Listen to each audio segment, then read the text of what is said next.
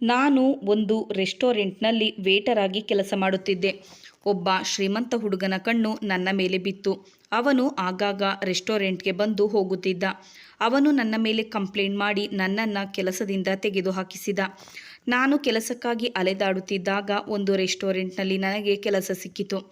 ನಾನು table number 9ರಲ್ಲಿ order ನೀಡುತ್ತಿದ್ದಾಗ manager ನನ್ನನ್ನು ಕೂಗಿ ಕರೆದು ಹೇಳಿದರು, ಟೇಬಲ್ ನಂಬರ್ 1 ಈಗಾಗಲೇ ಬುಕ್ ಆಗಿದೆ ಮತ್ತು ಅಲ್ಲಿ ಒಬ್ಬ ಸ್ಪೆಷಲ್ ಗೆಸ್ಟ್ ಬರುತ್ತಾರೆ.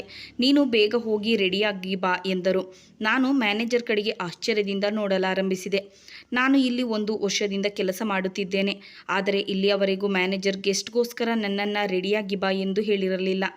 ಆಗ ನಾನು ಹೇಳಿದೆ, ಸರಿ ಸರ್, ನಾನು ಈಗಲೇ ರೆಡಿಯಾಗಿ ಬರುತ್ತೇನೆ. ಮತ್ತೆ ಮ್ಯಾನೇಜರ್ ಹೇಳಿದರು, ಅರ್ಧ ಗಂಟೆಯಲ್ಲಿ ಗೆಸ್ಟ್ ಬರುತ್ತಾರೆ, ಮತ್ತೆ ಅವರಿಗೆ ನೀನೇ ಸರ್ವ್ ಮಾಡಬೇಕು. ಆಗಲಿ ಸರ್, ನಾನೇ ಅವರನ್ನು ನಿಭಾಯಿಸುತ್ತೇನೆ. ನಾನಿಲ್ಲಿ 1 ವರ್ಷದಿಂದ ಕೆಲಸ ಮಾಡುತ್ತಿದ್ದೇನೆ.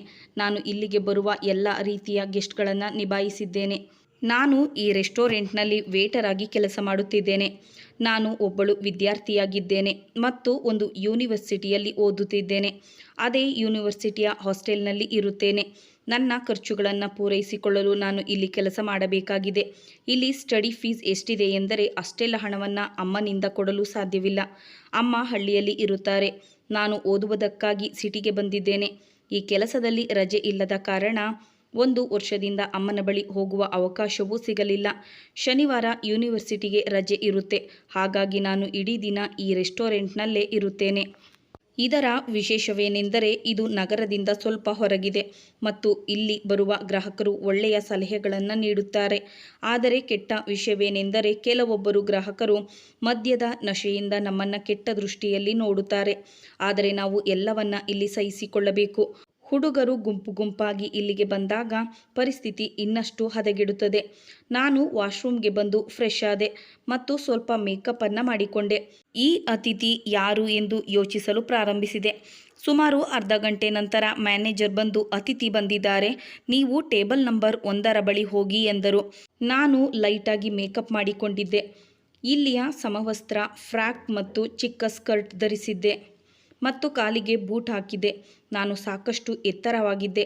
ನಾನು ತುಂಬ ಆತ್ಮವಿಶ್ವಾಸದಿಂದ ಟೇಬಲ್ ಬಳಿ ಹೋದೆ. ಗ್ರಾಹಕರಿಗೆ ಪ್ರೀತಿಯಿಂದ, ಗುಡ್ ಈವ್ನಿಂಗ್ ಸರ್, ನಿಮಗೆ ಏನು ಬೇಕು? ಟೇಬಲ್ ನಂಬರ್ 1ರಲ್ಲಿ 2 ಹುಡುಗರು ಕೂತಿದ್ದರು. ಒಬ್ಬ ಹುಡುಗ ಸೂಟು ಬೂಟ್ನಲ್ಲಿ ಇದ್ದ. ಇಲ್ಲಿನ ಹೆಚ್ಚಿನ ಹುಡುಗರು ಕ್ಯಾಶುವಲ್ ಡ್ರೆಸ್ನಲ್ಲಿ ಬರುತ್ತಾರೆ. ಲೈವ್ ಮ್ಯೂಸಿಕ್ ಪ್ಲೇ ಆಗುತ್ತಲೇ ಇರುತ್ತದೆ. ಜನರು ನೃತ್ಯ ಮಾಡುತ್ತಾರೆ. ಅವನ ಮುಖವು ತುಂಬ ತೀಕ್ಷ್ಣವಾಗಿತ್ತು.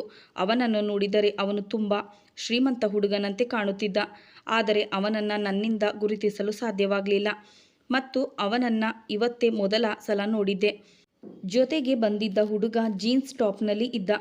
ಅವನು ಜೊತೆಗಿದ್ದ ಹುಡುಗನಿಗೆ ಹೇಳಿದ, ರಂಜಿತ್, ಏನು ತೆಗೆದುಕೊಳ್ಳುತ್ತೀಯಾ? ರಂಜಿತ್ ಕಣ್ಣುಗಳು ನನ್ನ ಮೇಲೆ ಬಿತ್ತು ಮತ್ತು ಕೇಳಿದ, ನಿನ್ನ ಹೆಸರೇನು? ನನ್ನ ಹೆಸರು ಅನಿಶಾ ಎಂದು ಹೇಳಿದೆ. ಹೇಳಿ, ನಿಮಗೇನು ಬೇಕು ಎಂದು ಹೇಳಿ ಮೆನು ಕಾರ್ಡನ್ನು ಅವರಿಗೆ ಕೊಟ್ಟೆ. ನನ್ನನ್ನು ಅಡಿಯಿಂದ ಮುಡಿಯವರೆಗೂ ನೋಡುತ್ತಿದ್ದ. ನನಗೆ ಒಂದು ರೀತಿಯ ಮುಜುಗರವಾಗುತ್ತಿತ್ತು. ನಾನು 1 ನಿಮಿಷದವರೆಗೂ ಅಲ್ಲಿಯೇ ನಿಂತಿದ್ದೆ, ಆದರೆ ಅವರು ಏನೂ ಆರ್ಡರ್ ಮಾಡಲಿಲ್ಲ. ಆಗ ನಾನು ಕೇಳಿದೆ, ಸರ್, ಏನಾದರೂ ಹೆಲ್ಪ್ ಬೇಕಾ? ಬಹುಶಃ ನಿಮಗೆ ಏನು ಆರ್ಡರ್ ಮಾಡಬೇಕೆಂದು ಅರ್ಥವಾಗುತ್ತಿಲ್ಲ ಎಂದು ಅನಿಸುತ್ತಿದೆ. ನನ್ನ ಮಾತು ಕೇಳಿ ರಂಜಿತ್ ನನ್ನನ್ನು ನೋಡಿ ಮನದಲ್ಲೇ ನಗತೊಡಗಿದ. ನನ್ನನ್ನು ನೋಡಿದ ಮೇಲೆ ಏನು ಯೋಚಿಸುತ್ತಿದ್ದನೋ ಗೊತ್ತಿಲ್ಲ. ಅವನ ಮನಸ್ಸನ್ನು ಓದುವ ಶಕ್ತಿ ನನಗಿರಲಿಲ್ಲ. ಆದರೆ ಈಗ ನನಗೆ ಕೋಪ ಬರಲು ಶುರುವಾಗಿತ್ತು. ಅಷ್ಟರಲ್ಲಿ ರಂಜಿತ್ ಹೇಳಿದ, ನಾವು ಯೋಚನೆ ಮಾಡಿ ಹೇಳಲು ಸ್ವಲ್ಪ ಟೈಮ್ ಆಗುತ್ತೆ, ನೀವ್ಯಾಕೆ ಕೂತ್ಕೋಬಾರ್ದು? ನಾನು ಹೇಳಿದೆ, ತೊಂದರೆ ಇಲ್ಲ ಸರ್, ಇದು ನಮ್ಮ ಡ್ಯೂಟಿ, ನಾನು ಹೇಗೆ ನಿಮ್ಮ ಮುಂದೆ ಕುಳಿತುಕೊಳ್ಳಲಿ? ಅವನ ಮುಖದಲ್ಲಿ ಆ ನಗು ಇನ್ನೂ ಹಾಗೆ ಇತ್ತು. ಆಗ ನಾನು ಹೇಳಿದೆ, ಸರ್, ನಾನು ಒಂದು ಕೆಲಸ ಮಾಡುತ್ತೇನೆ. ನೀವು ಮೆನು ನಿರ್ಧರಿಸಿ, ಅಲ್ಲಿಯವರೆಗೂ ನಾನು ಬೇರೆ ಟೇಬಲ್ ಬಳಿ ಹೋಗಿ ಬರುತ್ತೇನೆ. ಏಕೆಂದರೆ ಇಲ್ಲಿ ನಿಲ್ಲಲು ನನಗೆ ತುಂಬ ಮುಜುಗರವೆನಿಸುತ್ತಿತ್ತು. ನಾನು ತುಂಬ ಸಮಯದಿಂದ ಇಲ್ಲೇ ನಿಂತುಕೊಂಡಿದ್ದೆ. ಉಳಿದಿರುವ ವೇಟರ್ಗಳು ಬೇಗನೆ ತಮ್ಮ ಕೆಲಸವನ್ನು ಮುಗಿಸುತ್ತಿದ್ದರು ಮತ್ತು ಎಲ್ಲ ಗ್ರಾಹಕರನ್ನು ನಿಭಾಯಿಸುತ್ತಿದ್ದರು. ಪೂರ್ವಿ ಕೂಡ ನನ್ನನ್ನು ನೋಡಿ ಸನ್ನೆಯಲ್ಲೇ ಸಹಾಯ ಕೇಳುತ್ತಿದ್ದಳು.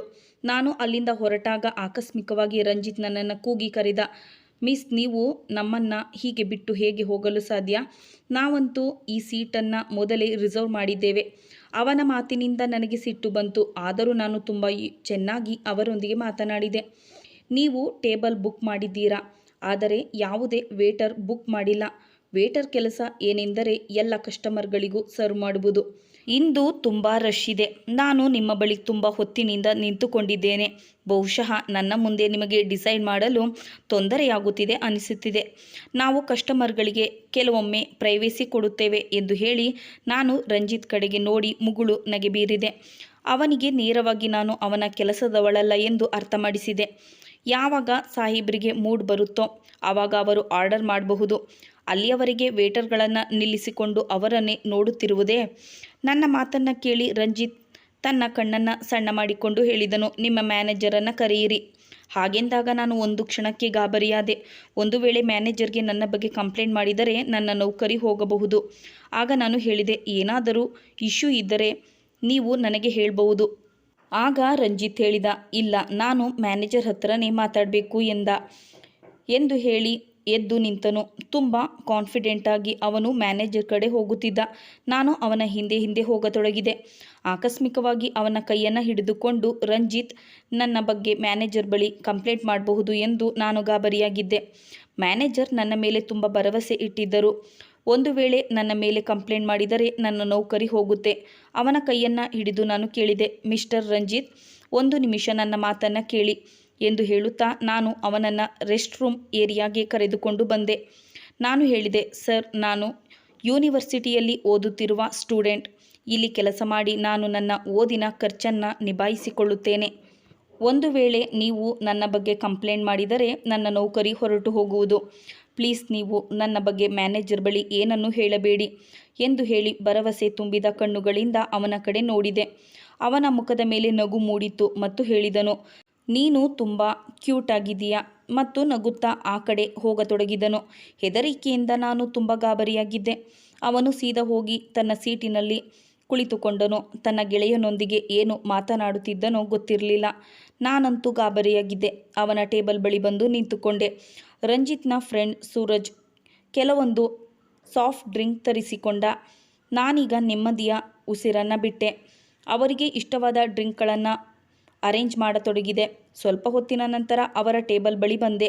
ಅವರು ಸ್ನ್ಯಾಕ್ಸ್ ಆರ್ಡರ್ ಮಾಡಿದರು. ನಾನು ಅವರಿಗೆ ಸ್ನ್ಯಾಕ್ಸ್ ಸರ್ವ್ ಮಾಡಿ ಅವರ ಮುಂದೆ ನಿಂತುಕೊಂಡಿದ್ದಾಗ ಅವರಿಬ್ಬರ ಮಾತುಗಳನ್ನು ಕೇಳಿಸಿಕೊಂಡೆ. ಸೂರಜ್ ರಂಜಿತ್ಗೆ ಹೇಳುತ್ತಿದ್ದನು, ಒಂದು ವೇಳೆ ನಿನಗೆ ತನು ಇಷ್ಟವಿಲ್ಲವೆಂದಾದರೆ ಮದುವೆ ಆಗುವುದಿಲ್ಲವೆಂದು ಏಕೆ ಹೇಳುವುದಿಲ್ಲ? ನೀನು ಎಷ್ಟೊಂದು ಪವರ್ಫುಲ್ ಆಗಿದೆಯಾ ಎಂದರೆ ನೀನು ಮತ್ತೊಬ್ಬಳು ಶ್ರೀಮಂತ ಹುಡುಗಿಯನ್ನು ಮದುವೆಯಾಗುವ ಅವಶ್ಯಕತೆ ಏನಿದೆ? ನನ್ನ ಮಾತು ಕೇಳು, ಈ ಸಂಬಂಧವನ್ನು ತಿರಸ್ಕರಿಸು, ಎಂಗೇಜ್ಮೆಂಟನ್ನು ಮುರಿದು ಹಾಕು. ನಾನು ಇಷ್ಟನ್ನೇ ಕೇಳಿಸಿಕೊಂಡಿದ್ದೆ. ನಂತರ ನಾನು ಹೇಳಿದೆ, ಎಕ್ಸ್ಕ್ಯೂಸ್ ಮೀ ಎಂದಾಗ ಅವರಿಬ್ಬರು ನನ್ನ ಕಡೆ ನೋಡಿದರು. ನಾನು ನಗು ನಗುತ್ತಾ ಅವರ ಸ್ನ್ಯಾಕ್ಸನ್ನು ಶೇರ್ ಮಾಡಿಕೊಂಡೆ. ಮತ್ತೆ ಅವರು ಡಿನ್ನರನ್ನು ಎಂಜಾಯ್ ಮಾಡತೊಡಗಿದರು. ನಾನು ಮತ್ತೊಂದು ಟೇಬಲ್ಗೆ ಸಪ್ಲೈ ಮಾಡಲು ಹೋದೆ. ಪೂರ್ವಿ ಹೇಳಿದಳು, ಇವತ್ತು ಇಷ್ಟೊಂದು ರಶ್ ಆಗಿದೆ, ನೀನು ಎಲ್ಲಿದ್ದೆ? ನನಗೆ ಆ ಕಡೆ ಈ ಕಡೆ ಸುತ್ತಾಡಿ ಸಾಕಾಗಿ ಹೋಯಿತು. ಆಗ ನಾನು ಹೇಳಿದೆ, ಮ್ಯಾನೇಜರ್ ಟೇಬಲ್ ನಂಬರ್ 1ಕ್ಕೆ ಸಪ್ಲೈ ಮಾಡಲು ನೇಮಿಸಿದರು. ಯಾರೋ ಸ್ಪೆಷಲ್ ಗೆಸ್ಟ್ ಬಂದಿದ್ದಾರೆ. ಅವರ ಟೇಬಲ್ಗೆ ಸರ್ವ್ ಮಾಡಿ ಬಂದಿದ್ದೇನೆ. ಮತ್ತೆ ಈಗ ನಿಮಗೆ ಸಹಾಯ ಮಾಡುತ್ತೇನೆ. ಮಧ್ಯ ಮಧ್ಯ ರಂಜಿತ್ನ ಟೇಬಲ್ಗೆ ಹೋಗಿ ಅವರಿಗೆ ಏನೇನು ಬೇಕು ಎಂದು ಕೇಳುತ್ತಿದ್ದೆ.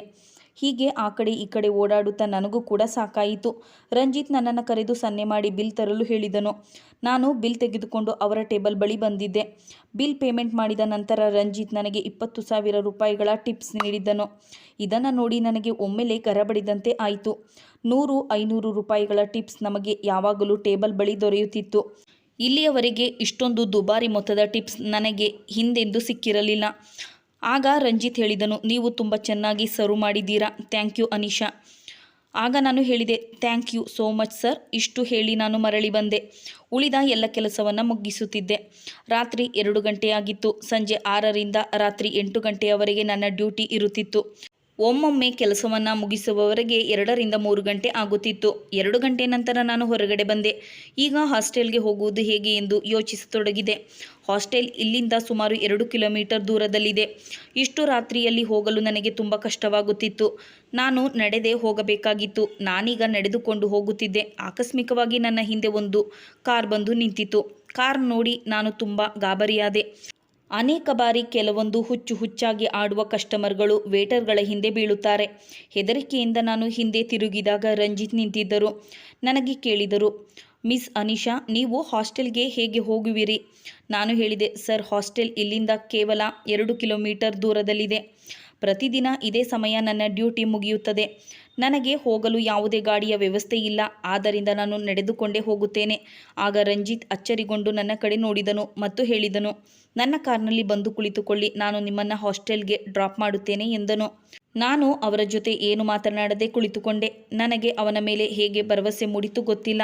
ಇಷ್ಟೊಂದು ಶ್ರೀಮಂತ ವ್ಯಕ್ತಿ ನನ್ನಂಥ ಬಡ ಹುಡುಗಿಯ ಮೇಲೆ ಕೆಟ್ಟ ದೃಷ್ಟಿಯನ್ನು ಬೀರುವುದಿಲ್ಲ.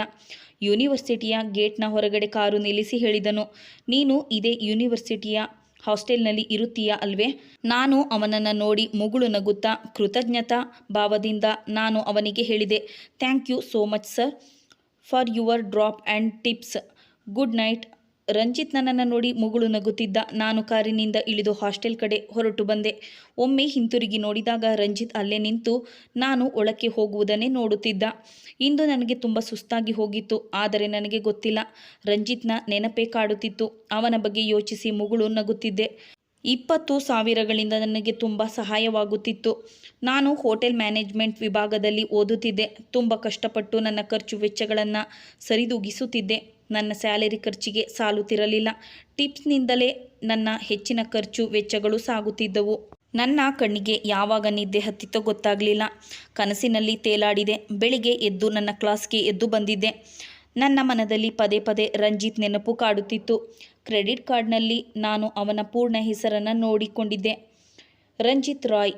ಇಂಟರ್ನೆಟ್ನಲ್ಲಿ ಅವರ ಬಗ್ಗೆ ಸರ್ಚ್ ಮಾಡಿದಾಗ ಅವರು ಬಹುದೊಡ್ಡ ರೆಸ್ಟೋರೆಂಟ್ನ ಮಾಲೀಕರಾಗಿದ್ದರು. ಅವರ ಹೋಟೆಲ್ ಮತ್ತು ರೆಸ್ಟೋರೆಂಟ್ ಇಡೀ ದೇಶದ ತುಂಬೆಲ್ಲ ಹರಡಿದೆ. ಆದರೆ ಅವರು ತಮ್ಮ ರೆಸ್ಟೋರೆಂಟ್ಗೆ ಹೋಗದೆ ನಮ್ಮ ಇಲ್ಲಿಯ ರೆಸ್ಟೋರೆಂಟ್ಗೆ ಏಕೆ ಬಂದಿದ್ದರು? ಆಗ ಅವನ ಎಂಗೇಜ್ಮೆಂಟ್ ತನು ಎಂಬ ಹುಡುಗಿಯ ಜೊತೆ ಆಗಿದೆ ಎಂದು ಗೊತ್ತಾಯಿತು. ಅವರಿಬ್ಬರು ಇವಳ ಹೆಸರನ್ನು ಹೇಳಿಕೊಂಡು ಮಾತನಾಡುತ್ತಿರುವುದನ್ನು ನಾನು ಕೇಳಿಸಿಕೊಂಡಿದ್ದೆ. ಇವರಿಬ್ಬರ ತುಂಬ ಫೋಟೋಗಳು ಇಂಟರ್ನೆಟ್ನಲ್ಲಿ ಇದ್ದವು. ತನು ಕೂಡ ತುಂಬ ಶ್ರೀಮಂತೆಯಂತೆ ಕಾಣುತ್ತಿದ್ದಳು. ನಾನು ನನ್ನ ತಲೆಯಿಂದ ರಂಜಿತ್ನ ವಿಷಯವನ್ನು ತೆಗೆದುಹಾಕಲು ಪ್ರಯತ್ನಿಸುತ್ತಿದ್ದೆ. ನನ್ನಂತಹ ಹುಡುಗಿಯನ್ನು ಅಂತಹ ದೊಡ್ಡ ಶ್ರೀಮಂತ ಏಕೆ ಇಷ್ಟಪಡುತ್ತಾನೆ? ನಾನು ತುಂಬ ಕಷ್ಟಪಟ್ಟು ಇಲ್ಲಿಯವರೆಗೆ ತಲುಪಿದ್ದೇನೆ ಮತ್ತು ಈಗಲೂ ಸಹ ಓದುತ್ತಿದ್ದೇನೆ. ಇಲ್ಲಾಂದರೆ ನಾನೊಬ್ಬಳು ರೈತನ ಮಗಳು.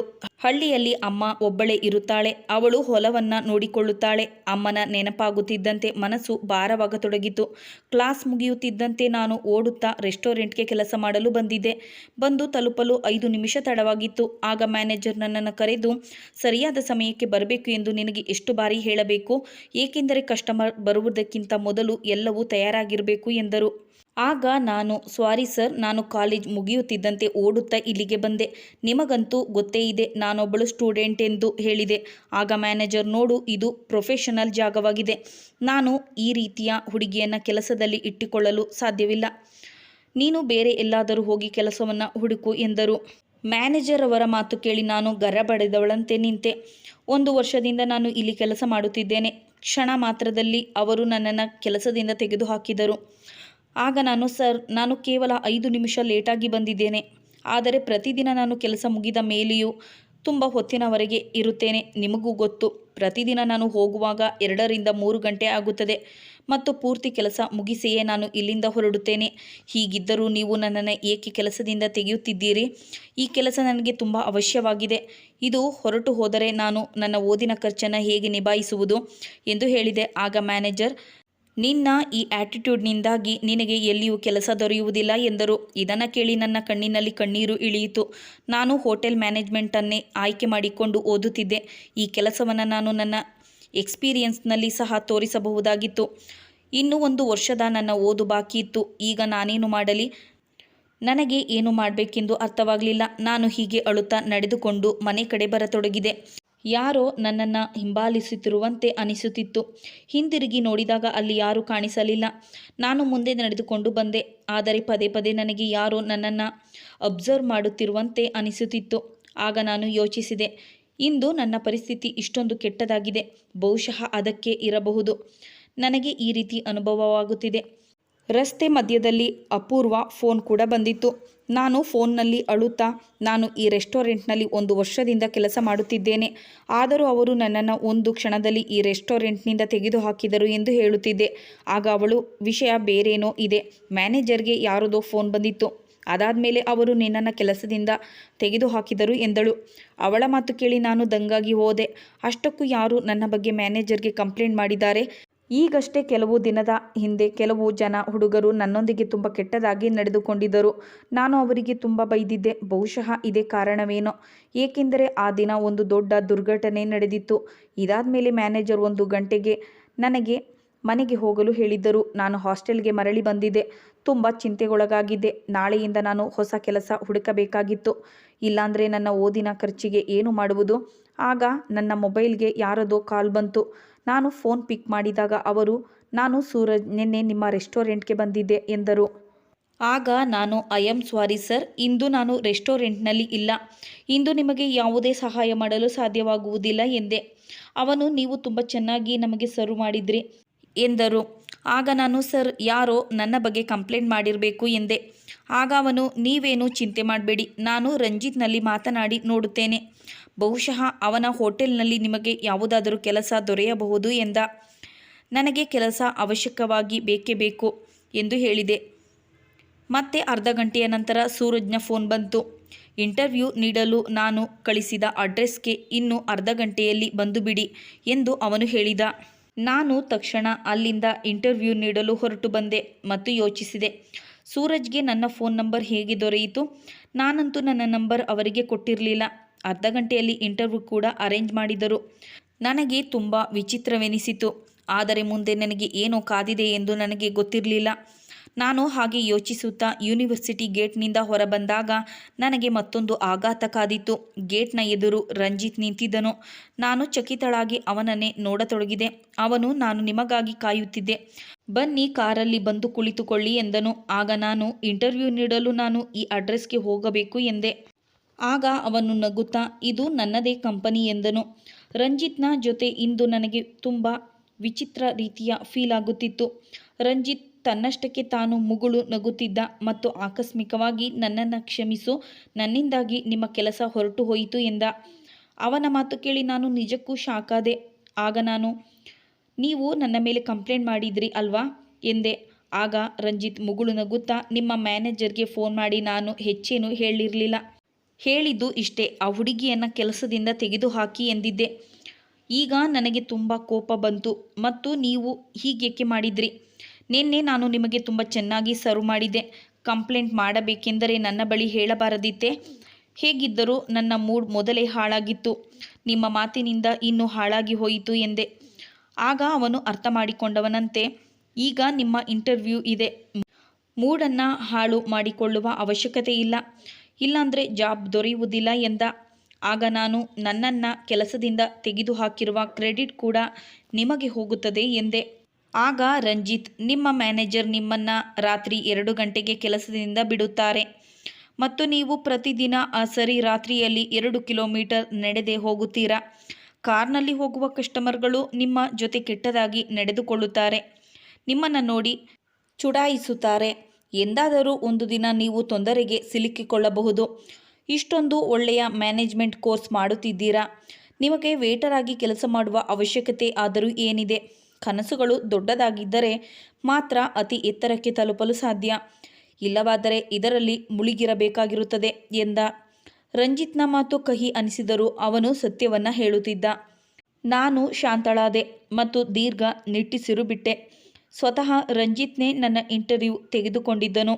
ನನಗೆ ರಿಸೆಪ್ಷನ್ನಲ್ಲಿ ಒಳ್ಳೆಯ ಕೆಲಸ ದೊರೆತಿತ್ತು ಮತ್ತು ನಿಮ್ಮ ಓದು ಮುಗಿದ ಮೇಲೆ ನೀವು ಮ್ಯಾನೇಜರ್ ಆಗಿ ಕೆಲಸ ಮಾಡಬೇಕೆಂದು ನಾನು ಇಷ್ಟಪಡುತ್ತೇನೆ ಎಂದನು. ಅವನು ಮತ್ತೆ ನನ್ನ ಕಡೆ ನೋಡುತ್ತಾ ನಗುತ್ತಾ, ಇನ್ನು ಮುಂದೆ ನೀವು ಹಾಸ್ಟೆಲ್ನಲ್ಲಿ ಇರುವ ಅವಶ್ಯಕತೆ ಇಲ್ಲ. ನನ್ನ ಹೋಟೆಲ್ನಲ್ಲಿ ಸ್ಟಾಫ್ಗಳಿಗೆ ಉಳಿಯುವ ವ್ಯವಸ್ಥೆ ಇರುತ್ತದೆ. ನಿಮಗಾಗಿ ಒಂದು ಕಾರ್ನ ವ್ಯವಸ್ಥೆ ಮಾಡುತ್ತೇನೆ. ಬೆಳಿಗ್ಗೆ ನೀವು ಕಾಲೇಜ್ಗೆ ಹೋಗಿ ಬರುವಾಗ ಅದೇ ಕಾರ್ನಲ್ಲಿ ಬನ್ನಿ ಎಂದ. ನಾನು ಅವನ ಕಡೆ ನೋಡುತ್ತಾ, ಥ್ಯಾಂಕ್ ಯು ಸರ್ ಎಂದೆ. ಆಗ ಅವನು, ನೀವು ನನಗೆ ರಂಜಿತ್ ಎಂದು ಹೆಸರು ಹೇಳಿ ಕರೆಯಬಹುದು ಎಂದ. ಇಷ್ಟು ಹೇಳಿ ಅವನು ಶೇಕ್ ಹ್ಯಾಂಡ್ ಮಾಡಲು ಕೈಯನ್ನು ಮುಂದೆ ಚಾಚಿದ. ನಾನು ಅವನಿಗೆ ಕೈ ನೀಡಿದಾಗ ಅವನು ನಿಧಾನವಾಗಿ ಹ್ಯಾಂಡ್ ಶೇಕ್ ಮಾಡಿದನು. ಹೋಟೆಲ್ ಮ್ಯಾನೇಜರ್ ನನಗೆ ನನ್ನ ಕೆಲಸವೇನೆಂದು ತೋರಿಸಿಕೊಟ್ಟಿದ್ದ.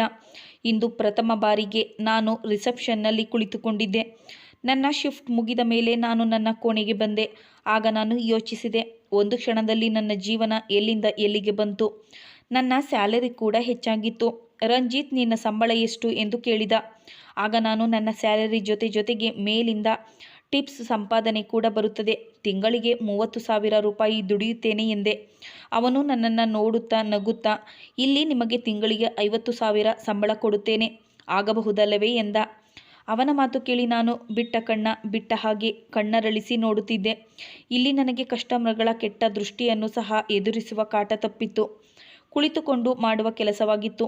ಕುಳಿತೇ ನನ್ನ ಅಭ್ಯಾಸ ಕೂಡ ಮಾಡಬಹುದಾಗಿತ್ತು. ಹೀಗೆ ಯೋಚಿಸುತ್ತಾ ನಾನು ನಿದ್ದೆಗೆ ಹೋದೆ. ಹೀಗೆ 2-3 ದಿನ ಎಲ್ಲವೂ ಚೆನ್ನಾಗಿ ನಡೆಯಿತು. ಈಗ ನಾನು ಎಲ್ಲ ಕೆಲಸವನ್ನು ಅರ್ಥ ಮಾಡಿಕೊಳ್ಳುತ್ತಿದ್ದೆ. ನನಗೆ ತುಂಬ ಖುಷಿಯಾಗುತ್ತಿತ್ತು. ಒಂದು ದಿನ ರಾತ್ರಿ ನಾನು ಮಲಗಲು ಹೋದಾಗ ತಕ್ಷಣ ರಂಜಿತ್ನ ಕಾಲ್ ಬಂತು ಮತ್ತು ಈಗಲೇ ತಕ್ಷಣ ಪ್ರೆಸಿಡೆನ್ಸಿ ಸೂಟ್ಗೆ ಬನ್ನಿ ಎಂದನು. ಆಗ ನಾನು, ಸರ್, ನನ್ನ ಶಿಫ್ಟ್ ಮುಗಿದು ಹೋಗಿದೆ, ನಾನು ಮಲಗಲು ಹೋಗುತ್ತಿದ್ದೇನೆ ಎಂದೆ.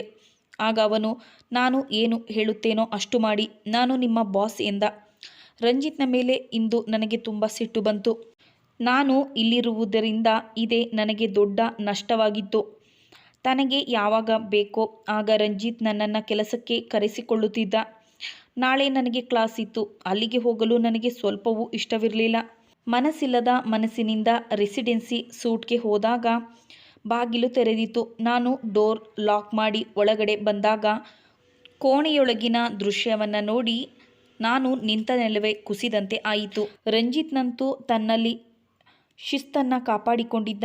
ಎಲ್ಲ ಕಡೆಗೂ ವಸ್ತುಗಳು ಚೆಲ್ಲಾಪಿಲ್ಲಿಯಾಗಿದ್ದವು, ಒಡೆದು ಚೂರಾಗಿದ್ದವು. ಕೋಣೆಯೊಳಗೆ ಯಾವುದೋ ಹೊಡೆದಾಟ ನಡೆದಿದೆ ಎನ್ನುವಂತೆ ತೋರುತ್ತಿತ್ತು. ರಂಜಿತ್ ಒಂದು ಕೋಣೆಯಲ್ಲಿ ಕೆಳಕ್ಕೆ ಕುಳಿತುಕೊಂಡಿದ್ದನು. ಅವನು ತುಂಬ ಬೆವರುತ್ತಿದ್ದನು ಮತ್ತು ನಡುಗುತ್ತಿದ್ದನು. ನಾನು ಅವನ ಬಳಿ ಹೋದೆ. ಅವನ ಪರಿಸ್ಥಿತಿಯನ್ನು ನೋಡಿ ನನ್ನ ಮನಸ್ಸಿನಲ್ಲಿ ಏನೇನೋ ರಚನೆಗಳು ಬಂದವು. ಅಷ್ಟಕ್ಕೂ ಅವನಿಗೆ ಏನಾಗಿದೆ ಈಗ ನನಗೆ ಅರ್ಥವಾಯಿತು. ಅಷ್ಟಕ್ಕೂ ಅವನು ಇಷ್ಟೊಂದು ಸರಿ ರಾತ್ರಿಯಲ್ಲಿ ನನ್ನನ್ನು ಏಕೆ ಕರೆದಿದ್ದಾನೆ ಎಂದು. ನಾನು ಟಿಶ್ಯೂ ಪೇಪರ್ ಎತ್ತಿಕೊಂಡು ಅವನ ಬೆವರನ್ನು ಒರೆಸತೊಡಗಿದೆ. ಅವನು ನಡುಗಬಾರದೆಂದು ಅವನ ಭುಜವನ್ನು ಗಟ್ಟಿಯಾಗಿ ಹಿಡಿದುಕೊಂಡೆ. ಅವನ ದೇಹದಲ್ಲಿ ಎಲ್ಲಾದರೂ ಗಾಯವಾಗಿದೆಯೇ ಎಂದು ಪರಿಶೀಲಿಸಿದೆ. ತಕ್ಷಣ ನೀರನ್ನು ತೆಗೆದುಕೊಂಡು ಬಂದು ನೀರು ಕುಡಿಸಿದೆ. ಚಿಕ್ಕ ಮಕ್ಕಳಂತೆ ರಂಜಿತ್ ನೀರು ಕುಡಿಯುತ್ತಿದ್ದ ಮತ್ತು ತನ್ನ ಮೈ ಮೇಲೆ ನೀರನ್ನು ಚೆಲ್ಲಿಕೊಳ್ಳುತ್ತಿದ್ದ. ಅವನಿಗೆ ನಾನು ಆಸರೆಯಾಗಿ ಅವನನ್ನು ಎದ್ದು ನಿಲ್ಲಿಸಿದೆ. ಬನ್ನಿ, ಸೋಫಾದಲ್ಲಿ ಕುಳಿತುಕೊಳ್ಳಿ, ಕೆಳಕ್ಕೆ ಕುಳಿತುಕೊಳ್ಳಬೇಡಿ ಎಂದು ಹೇಳಿದೆ. ಅವನು ತುಂಬ ಸುಸ್ತಾದವನಂತೆ ಕಾಣುತ್ತಿದ್ದ. ರಂಜಿತ್, ನಾನು ಡಾಕ್ಟರನ್ನು ಕರೆಯಲೇ ಎಂದು ಕೇಳಿದೆ. ಆಗ ಅವನು, ಬೇಡ ಅನಿಶಾ, ನೀವು ನನ್ನ ಜೊತೆಗಿರಿ ಸಾಕು ಎಂದ. ಅವನು ನನ್ನ ಕೈಯನ್ನು ಗಟ್ಟಿಯಾಗಿ ಹಿಡಿದುಕೊಂಡ. ನನ್ನ ಕೈ ನೋವಾಗತೊಡಗಿತು. ಆದರೂ ನಾನು ಏನೂ ಹೇಳಲಿಲ್ಲ. ಬಹುಶಃ ಅವನಿಗೆ ನನ್ನ ಆಸರೆ ಬೇಕಾಗಿತ್ತು. ನಾನು ಅವನ ಭುಜವನ್ನು ಹಿಡಿದುಕೊಂಡು ಅವನ ಕೈಕಾಲುಗಳನ್ನು ನಿಧಾನವಾಗಿ ಒತ್ತತೊಡಗಿದೆ. ಆದರೆ ಅವನ ಶರೀರದ ಕಂಪನ ನಿಲ್ಲುವ ಲಕ್ಷಣ ತೋರಲಿಲ್ಲ. ಅವನ ಮುಖದಲ್ಲಿ ಗಾಬರಿ ಇತ್ತು. ತುಂಬ ಚಿಂತೆಗೊಳಗಾಗಿದ್ದ. ಅವನಿಗೆ ಏನಾಗಿತ್ತೋ ಗೊತ್ತಿಲ್ಲ. ಅವನಿಗೆ ಯಾವುದೋ ಅಟ್ಯಾಕ್ ಆಗಿರುವಂತೆ ತೋರುತ್ತಿತ್ತು. ಮಾನಸಿಕ ಕಾಯಿಲೆ ಇರಬಹುದು. ನನಗೆ ಏನೆಂದು ಅರ್ಥವಾಗಲಿಲ್ಲ. ನಾನು ರಂಜಿತ್ನ ಬದಿಯಲ್ಲಿ ಅವನನ್ನು ಅಂಟಿಕೊಂಡೇ ಕುಳಿತುಕೊಂಡಿದ್ದೆ. ನನಗೆ ತುಂಬ ನಿದ್ದೆ ಬರುತ್ತಿತ್ತು. ನಾನು ನಿದ್ದೆ ಮಾಡಬಾರದೆಂದು ತುಂಬ ಪ್ರಯತ್ನಿಸುತ್ತಿದ್ದೆ. ಆದರೆ ಯಾವಾಗ ನಾನು ರಂಜಿತ್ನ ಹೆಗಲ ಮೇಲೆ ತಲೆ ಇಟ್ಟು ಮಲಗಿಕೊಂಡೆನೋ ಗೊತ್ತಾಗಲಿಲ್ಲ. ರಂಜಿತ್ನಿಂದ ಹೊರಹೊಮ್ಮುತ್ತಿದ್ದ ಪರಿಮಳದಿಂದ ನನಗೆ ಯಾವ ನಶೆಯಲ್ಲಿ ನಿದ್ದೆ ಬಂತೋ ಗೊತ್ತಾಗಲಿಲ್ಲ. ಆಕಸ್ಮಿಕವಾಗಿ ಅವನ ಕಿರುಚಾಟದಿಂದ ನಾನು ಎದ್ದೆ. ಆಗ ಅವನು ಸ್ವತಃ ಸೋಫಾದಲ್ಲಿ ಕುಳಿತುಕೊಂಡಿರುವುದನ್ನು ನೋಡಿದೆ. ನನ್ನ ತಲೆಗೆ ಒಂದು ತಲೆದಿಂಬನ್ನು ಇಟ್ಟಿದ್ದ. ನಾನು ನೋಡಿದಾಗ ಬೆಡ್ನ ಬಳಿ ಪದೇ ಪದೇ ನಿಲ್ಲುತ್ತಾ ಚಡಪಡಿಸುತ್ತಿದ್ದನು. ಅವನು ಏನು ಮಾಡುತ್ತಿದ್ದಾನೆ ಎಂದು ನನಗೆ ಅರ್ಥವಾಗಲಿಲ್ಲ. ಅವನನ್ನು ಆ ಸ್ಥಿತಿಯಲ್ಲಿ ನೋಡಿ ನಾನು ಓಡುತ್ತಾ ಅವನ ಬಳಿ ಹೋದೆ. ಹಿಂದಿನಿಂದ ಅವನನ್ನು ಗಟ್ಟಿಯಾಗಿ ತಬ್ಬಿಕೊಂಡು ನಿಂತೆ. ನಮ್ಮಿಬ್ಬರ ನಡುವೆ 1 ಇಂಚಿನ ಗ್ಯಾಪ್ ಕೂಡ ಇರಲಿಲ್ಲ. ನಾನು ಕೇವಲ ಅವನನ್ನು ಶಾಂತಗೊಳಿಸಲು ಪ್ರಯತ್ನಿಸುತ್ತಿದ್ದೆ. ಅವನ ಶರೀರ ನಡುಗುತ್ತಿತ್ತು. ಆಕಸ್ಮಿಕವಾಗಿ ರಂಜಿತ್ ನನ್ನ ಕಡೆ ತಿರುಗಿದನು. ನನ್ನ ಮುಖದ ಮೇಲೆ ಕೈ ಇಡುತ್ತಾ, ಪ್ಲೀಸ್ ಅನಿಶಾ, ಇವತ್ತು ಒಂದು ದಿನ ನನ್ನ ಜೊತೆಗಿರಿ, ನನ್ನನ್ನು ಬಿಟ್ಟು ಹೋಗಬೇಡಿ ಎಂದ. ನನಗೆ ನಿಮ್ಮ ಅವಶ್ಯಕತೆ ಇದೆ. ಅವನು ನನ್ನನ್ನು ತಬ್ಬಿಕೊಂಡನು. ಯಾವುದೋ ನೋವಿನಿಂದ ಚಡಪಡಿಸುತ್ತಿದ್ದನು. ಇದರಿಂದ ನಾನು ಅವನನ್ನು ಗಟ್ಟಿಯಾಗಿ ಹಿಡಿದುಕೊಂಡು ಅವರ ತಲೆಯನ್ನು ನಿವರಿಸಿದೆ. ಈಗಲೂ ಅವನು ನಡುಗುತ್ತಿದ್ದನು. ಆಗ ನಾನು ಹೇಳಿದೆ, ರಂಜಿತ್, ಮಲಗಲು ಪ್ರಯತ್ನಿಸಿ, ನಡೆಯಿರಿ, ನಿಮ್ಮ ತಲೆಯನ್ನು ಒತ್ತುತ್ತೇನೆ. ನಾನು ಅವನನ್ನು ಹಾಸಿಗೆಗೆ ಕರೆದುಕೊಂಡು ಹೋದೆ. ಬೂಟನ್ನು ತೆಗೆಯದೆ ಹಾಸಿಗೆ ಮೇಲೆ ಹತ್ತಿದ ಅವನಿಗೆ ಅವನ ಮೇಲೆ ಪ್ರಜ್ಞೆ ಇರಲಿಲ್ಲ. ಈಗಲೂ ಸೂಟು ಬೂಟ್ನಲ್ಲೇ ಇದ್ದ. ನಾನು ಅವನ ಸೂಟು ಬೂಟ್ನೆಲ್ಲ ತೆಗೆದೆ ಮತ್ತು ಅವನಿಗೆ ನಿದ್ದೆ ಬರುವ ಹಾಗೆ ಮಸಾಜ್ ಮಾಡತೊಡಗಿದೆ. ಈ ಪ್ರಯತ್ನದಲ್ಲಿ ನಾನು ಅವನ ಸನಿಹ ಹೋದೆ. ರಂಜಿತ್ಗಂತೂ ಯಾವುದೇ ಪ್ರಜ್ಞೆ ಇರಲಿಲ್ಲ. ತಕ್ಷಣ ಅವನು ನನ್ನನ್ನು ತನ್ನ ಕಡೆ ಸೆಳೆದು ಅಪ್ಪಿಕೊಂಡನು. ಆದರೆ ಅವನು ತನ್ನ ಮಿತಿಯನ್ನು ದಾಟಿರಲಿಲ್ಲ, ಏಕೆಂದರೆ ಅವನು ಮೊದಲೇ ಸಂಕಷ್ಟವನ್ನು ಎದುರಿಸುತ್ತಿದ್ದ. ಬಹುಶಃ ಅವನು ನನ್ನನ್ನು ಮೊದಲಿನಿಂದಲೇ ಪ್ರೀತಿಸುತ್ತಿದ್ದ. ಅವನು ತನ್ನೊಳಗೆ ಇರುವ ಯಾವುದೋ ರಾಕ್ಷಸನೊಂದಿಗೆ ಹೋರಾಡುತ್ತಿದ್ದ ಹಾಗೆ ತೋರುತ್ತಿದ್ದನು. ಏನಾಗಿದೆ ಎಂದು ನನಗೂ ಕೂಡ ಅರ್ಥವಾಗಲಿಲ್ಲ. ಆಗ ನಾನು ಮತ್ತೆ ನಿದ್ದೆಗೆ ಹೋದೆ. ನನಗೇನು ಅರ್ಥವಾಗಲಿಲ್ಲ. ಬೆಳಿಗ್ಗೆ ಎದ್ದಾಗ ಕೋಣೆಯ ಅವಸ್ಥೆ ನೋಡಿ ನಾನು ಶಾಕಾಗಿ ಹೋದೆ. ಅವನ ಕೋಣೆಯಲ್ಲಿ ಎಲ್ಲವೂ ಈಗ ವ್ಯವಸ್ಥಿತವಾಗಿ ಜೋಡಿಸಲ್ಪಟ್ಟಿತ್ತು. ಅವ್ಯವಸ್ಥವಾಗಿರುವ ಯಾವ ಚಿಹ್ನೆಯೂ ಅಲ್ಲಿ ಕಾಣಲಿಲ್ಲ. ನಾನು ಬೇಗ ಎದ್ದೆ ಮತ್ತು ನಾನು ನನ್ನ ಕೋಣೆಗೆ ಬಂದೆ.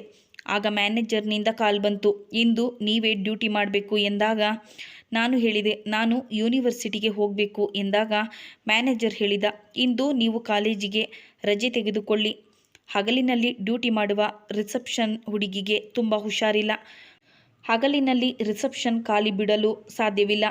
ಪ್ಲೀಸ್ ಇವತ್ತು ಒಂದು ದಿನ ನೀವು ಅಡ್ಜಸ್ಟ್ ಮಾಡಿಕೊಳ್ಳಿ ಎಂದಾಗ ನಾನು ತಯಾರಾಗಿ ಕೆಳಗಡೆ ರಿಸೆಪ್ಷನ್ಗೆ ಬಂದೆ. ಆಗ ನನ್ನ ದೃಷ್ಟಿ ರಂಜಿತ್ ಮೇಲೆ ಬಿತ್ತು. ಅವನು ಸ್ಟಾಫ್ಗಳಿಗೆಲ್ಲ ಗುಡ್ ಮಾರ್ನಿಂಗ್ ಹೇಳುತ್ತಿದ್ದನು. ಅವನಿಗೆ ನನ್ನ ಕಣ್ಣಲ್ಲಿ ಕಣ್ಣಿಟ್ಟು ನೋಡಲಾಗಲಿಲ್ಲ. ನನ್ನನ್ನು ನೋಡಿದರೂ ನೋಡದ ಹಾಗೆ ತನ್ನ ಕ್ಯಾಬಿನ್ ಒಳಗೆ ಹೊರಟು ಹೋದನು. ನಾನು ವೇಟರ್ಗೆ ಕಾಲ್ ಮಾಡಿ ರಂಜಿತ್ಗೆ ಕಾಫಿ ತರಿಸಿದೆ. ಸ್ವಲ್ಪ ಹೊತ್ತಿನಲ್ಲಿ ಇಂಟರ್ಕಮ್ ಬಾರಿಸಿ ರಂಜಿತ್ ನನ್ನನ್ನು ಕ್ಯಾಬಿನ್ ಒಳಗೆ ಕರೆಸಿದನು. ನಾನು ಅವನ ಬಳಿ ಹೋಗಿ ನಿಂತು ಗುಡ್ ಮಾರ್ನಿಂಗ್ ಸರ್ ಎಂದು ಹೇಳಿದೆ. ನಾನು ನಿಮ್ಮ ಜೊತೆ ಮಾತನಾಡಬೇಕು. ನಿನ್ನೆ ರಾತ್ರಿ ನನಗೆ ಏನಾಗಿತ್ತೋ ಗೊತ್ತಿಲ್ಲ. ನನಗೆ ಒಮ್ಮೊಮ್ಮೆ ಹೀಗೆ ಆಗುತ್ತದೆ. ನನಗೆ ಭ್ರಮೆಯಾದಂತೆ ಆಗುತ್ತದೆ. ಒಬ್ಬ ರಾಕ್ಷಸನನ್ನು ನೋಡಿದಂತೆ ನನಗೆ ಭಾಸವಾಗುತ್ತದೆ. ಆಗ ನನ್ನ ದೇಹ ತುಂಬ ಕಂಪಿಸುತ್ತದೆ. ನಿನ್ನೆ ನೀವು ನನಗೆ ತುಂಬ ಸಹಾಯ ಮಾಡಿದ್ದೀರಿ. ನೀವು ನನ್ನನ್ನು ಸಂಭಾಳಿಸಬಹುದು ಎಂದು ನನಗೆ ಈಗ ಅನಿಸುತ್ತಿದೆ. ಆದ್ದರಿಂದ ಇಂದು ನಾನು ಹೊಸ ಜಾಬ್ ನಿಮಗೆ ಕೊಡುತ್ತಿದ್ದೇನೆ. ಇದು ನಿಮ್ಮ ಕೊನೆಯ ರಿಸೆಪ್ಷನ್ ಜಾಬ್ ಆಗಿದೆ. ಇದಾದ ಮೇಲೆ ನೀವು ಮತ್ತೆಂದು ಈ ಜಾಬ್ ಮಾಡುವ ಅವಶ್ಯಕತೆ ಇಲ್ಲ. ಯಾವ ಜಾಬ್? ಅವನು ನಗುತ್ತಾ ಹೇಳಿದನು, ನನ್ನ ಪತ್ನಿಯ ಜಾಬ್. ಈ ಹೋಟೆಲ್ನ ಸಮಸ್ತ ಮಾಲೀಕನ ಹೆಂಡತಿಯ ಜಾಬ್. ನನ್ನ ಜೀವನ ಸಂಗಾತಿಯಾಗಿ ಇದೆಲ್ಲ ಹೋಟೆಲನ್ನು ನನ್ನ ಜೊತೆ ನಡೆಸುತ್ತೀರಾ? ಇಷ್ಟು ಹೇಳಿ ರಂಜಿತ್ ತನ್ನ ಡ್ರಾಯರ್ನಿಂದ ಏನನ್ನೋ ಹೊರತೆಗೆದನು. ನನ್ನ ಮುಂದೆ ಒಂದು ಬಾಕ್ಸನ್ನು ಇಟ್ಟನು. ಅದನ್ನು ಓಪನ್ ಮಾಡಿದಾಗ ಅದರೊಳಗಡೆ ಒಂದು ರಿಂಗಿತ್ತು. ಅದು ಒಂದು ವಜ್ರದ ಬೆಲೆ ಬಾಳುವ ಉಂಗುರವಾಗಿತ್ತು. ನನ್ನ ಬೆರಳಿಗೆ ಉಂಗುರವನ್ನು ತೊಡಿಸಿ ಹೇಳಿದನು, ಅನಿಶಾ, ನಾನು ನಿಮ್ಮನ್ನು ತುಂಬ ಪ್ರೀತಿಸುತ್ತೇನೆ. ಪ್ರಥಮ ನೋಟದಲ್ಲಿ ನಾನು ನಿಮ್ಮನ್ನು ತುಂಬ ಇಷ್ಟಪಟ್ಟಿದ್ದೆ. ನಿಮ್ಮಂಥ ಹುಡುಗಿ ನನ್ನನ್ನು ಚೆನ್ನಾಗಿ ನೋಡಿಕೊಳ್ಳಬಹುದೆಂದು ಆಗಲೇ ನನಗೆ ಅನಿಸಿತು. ಏಕೆಂದರೆ ನಿಮ್ಮ ಜೊತೆ ಇದ್ದಾಗ ನಾನು ತುಂಬ ಖುಷಿಯಾಗಿರುತ್ತೇನೆ. ನಿಮ್ಮ ಜೊತೆಗೆ ಇದ್ದಾಗ ನಾನು ತುಂಬ ನಗುತ್ತಾ ಇರುತ್ತೇನೆ. ಪ್ಲೀಸ್ ನನ್ನನ್ನು ಬೇಡ ಎಂದು ಮಾತ್ರ ಹೇಳಬೇಡಿ. ಆಗ ನಾನು ರಂಜಿತ್ ಕಡೆ ನೋಡಿದೆ. ನನ್ನ ಅಂತರಾಳದಲ್ಲೂ ಸಹ ಅವನಿಗಾಗಿ ಪ್ರೀತಿ ಹುಟ್ಟಿತು. ಆದ್ದರಿಂದ ನಾನು ಬೇಡವೆಂದು ಹೇಳಲಿಲ್ಲ. ನನಗೆ ನನ್ನ ಅಂತರಾಳದ ಬಯಕೆಗಳು ಪೂರ್ಣಗೊಂಡಂತೆ ತೋರಿದವು. ಆಗ ನಾನು ಹೇಳಿದೆ, ರಂಜಿತ್, ನಾನು ಕೂಡ ನಿಮ್ಮನ್ನು ತುಂಬ ಪ್ರೀತಿಸುತ್ತೇನೆ. ನಿಮ್ಮ ಮನಸ್ಸಿನಲ್ಲಿ ಏನಿದೆಯೋ ನನಗೆ ಗೊತ್ತಿರಲಿಲ್ಲ. ಆದ್ದರಿಂದ ನಾನು ನಿಮ್ಮಲ್ಲಿ ಎಂದಿಗೂ ಹೇಳಿಕೊಳ್ಳಲಿಲ್ಲ. ಆಗ ಅವನು ನಸುನಗುತ್ತಾ ನನ್ನಲ್ಲಿ ಹೇಳಿದನು, ಮಿಸಸ್ ರಂಜಿತ್ ರಾಯ್, ನಿನ್ನ ಹೊಸ ಜೀವನದ ಶುಭಾರಂಭಕ್ಕೆ ತಯಾರಾಗು ಎಂದಾಗ ನಾನು ಒಂದು ಶುಭ್ರವಾದ ಹೂನಗೆಯನ್ನು ಬೀರಿದೆ. ಪ್ರಿಯ ವೀಕ್ಷಕರೇ, ಒಳ್ಳೆಯ ಮನಸ್ಸು ಮತ್ತು ಕಷ್ಟಪಟ್ಟು ಛಲದಿಂದ ಕೆಲಸ ಮಾಡುವ ಮನಸ್ಸು ನಮ್ಮಲ್ಲಿದ್ದರೆ ದೇವರು ಎಂದಾದರೂ ಒಳ್ಳೆಯದನ್ನು ಮಾಡುತ್ತಾನೆ ಎನ್ನುವುದು ಈ ಕಥೆಯ ಆಶಯ. ಈ ಕಥೆ ನಿಮಗೆ ಇಷ್ಟವಾಗಿದ್ದಲ್ಲಿ ಇದಕ್ಕೊಂದು ಲೈಕ್ ಕೊಡಿ, ಕಮೆಂಟ್ ಮಾಡಿ ಮತ್ತು ಶೇರ್ ಮಾಡಿ. ಸಬ್ಸ್ಕ್ರೈಬ್ ಮಾಡಲು ಮರೆಯದಿರಿ. ಮುಂದಿನ ಕಥೆಯೊಂದಿಗೆ ಮತ್ತೆ ಭೇಟಿಯಾಗೋಣ. ಕಥೆಯನ್ನು ಕೇಳಿದ್ದಕ್ಕಾಗಿ ತಮಗೆಲ್ಲರಿಗೂ ಧನ್ಯವಾದಗಳು.